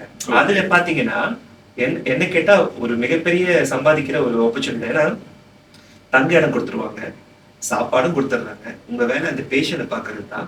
நாளடைவில் வந்து உங்களுக்கு பிசியோதெரப்பில இருந்து அந்த மெடிகேஷன், அவங்களுக்கு வந்து அவங்கள பார்த்துக்கிறது, குளிப்பாட்டுறது, சாப்பாடு கொடுக்கறது, மருந்து கொடுக்கறது, சில ஸ்பெஷல் ட்ரெயினர்ஸ்லாம் வருவாங்க, அந்த பிசியோதெரபிஸ்ட்லாம் வருவாங்க. அதை பார்த்து ஒரு 5 வருஷம் 10 வருஷம் கழிச்சு இன்னைக்கு சாதாரணமா 12 மணி நேரம் ஒரு கேர் கிவரா இன்னைக்கு சொல்றாங்க, என்னால நாங்க வேலைக்கு போனோம் 7 மணில இருந்து 7 மணிக்கு பாத்துக்கணும், ஒரு மாதம் 5000 வெள்ளி குறையாம அவ்வளவு டிமாண்ட் இருக்கு. எஸ்பெஷலி உண்மையிலே கேட்டீங்கன்னா அதுவே ஆண் கேர் கிவர்னா அதை விட கூட கொடுக்க ரெடியா இருக்காங்க. சோ இந்த மாதிரி ரிசல்ட் எதிர்பார்த்து தேவைப்படல, ஆனா அதுக்கு கம்பேஷன் இருக்கணும். அவங்க உண்மையில அந்த பரிவு, இந்த வேலையில நிறைய பொறுமை, அந்த நிதானம், அவங்க ரொம்ப அப்கோர்ஸ் வயதானவர்கள் நிறைய டென்ட்ரம், அவங்களுக்கு நிறைய இமோஷன்ஸ் இதெல்லாம் இருக்கும், அதெல்லாம் ஹேண்டில் பண்ணக்கூடிய ஒரு தன்மையை வளர்த்துக்கிட்டாலே இது போதும். ஆமா. சோ அன்பர்களே பார்த்துட்டு இருக்கிறீங்க, நாம வந்து இன்று டிபேட் பத்தி பேசிட்டு இருக்கோம். உங்களுக்கு தெரிஞ்ச மாணவர்கள் அல்லது உங்க வீட்டு பிள்ளைகள் வந்துட்டு அவங்களுக்கு வந்து அகாடமிக்ல இன்ட்ரெஸ்ட் இல்லை, ஆனா அவங்களுக்கு வந்து நல்ல ரிசல்ட் இல்லை, இப்படிலாம் நீங்க வந்து கவலைப்படாம நீங்க வந்துட்டு அவங்க வந்து கண்டிப்பாக அவங்களுக்கு பிடிச்ச ஒரு திறனை வளர்த்து கொண்டு அந்த திறனை வந்து ஒரு ஒரு ஒரு தொழில்திறன் கல்லூரியிலேயோ அல்லது சென்டர்ஸ்ல போயிட்டு அவங்க வந்து என்ரோல் பண்ணி அந்த திறனை வளர்த்து கொண்டு நிச்சயமாக வாழ்க்கையில் முன்னேற முடியும் என்பதை இந்த இடத்துல நம்ம வந்து வலியுறுத்தி சொல்லிக்கிறோம். இன்னொரு விஷயம் பார்த்தோன்னாக்கா ஒரு 2-3 வருஷத்துக்கு முன்னாடி வந்து வைரலா போச்சு. அதாவது ஒரு மலாய் பெண் வந்துட்டு அண்டர் வாட்டர் வெல்டிங் ஃபர்ஸ்ட் பெண் அப்படிங்கிற ஒரு நிலைமை. ஏன்னா அவங்களுக்கு அவ்வளோ டிமாண்ட். இந்த அண்டர் வாட்டர் வெல்டிங் என்பது ஒரு திறன் இல்லையா? ஸோ இந்த மாதிரி நிறைய திறன்கள் நமக்கு தேவைப்படுது. இந்த ஸ்கில்டு ஒர்க்கர்ஸ் நமக்கு தேவைப்படுறாங்க, நமக்கு இன்னும் பற்றாம இருக்கு. அதனால பார்த்துக்கிட்டு இருக்கிறவங்க, உங்க வீட்டு பிள்ளைங்க வந்து இது உதவாக்கற, இது முடியாது அப்படின்னு முடிவு பண்ணாம அந்த பிள்ளைங்க வந்துட்டு இந்த மாதிரி தொழிலாம் இருக்குது, ஒரு மோட்டார் பைக் ரிப்பேர் பண்றதா இருக்கட்டும், காடி ரிப்பேர் பண்றதா இருக்கட்டும், பெயிண்ட் அடிக்கிறதா இருக்கட்டும், இந்த மாதிரி எல்லாமே திறன் இல்லையா?